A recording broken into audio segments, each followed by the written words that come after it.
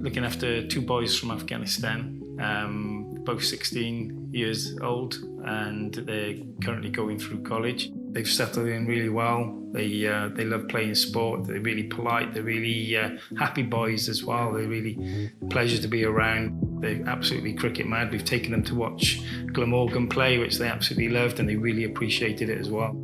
We've helped the boys to continue practicing their religion. Taken them to a local mosque where they've met other Muslims from their own country and other countries. We've shared our culture with them with Christmas and festivals like that, and they've shared their culture with us with Eids and Ramadan, which has been great experiences on both sides.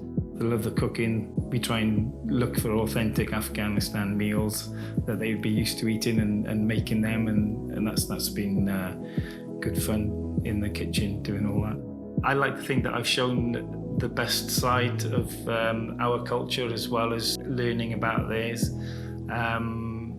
and it's something that we've done with lots of humour and laughter, and it's been a real positive experience for me, learning about them and teaching them about us and showing really that we've got so much in common that it's not really them and us, it's just us.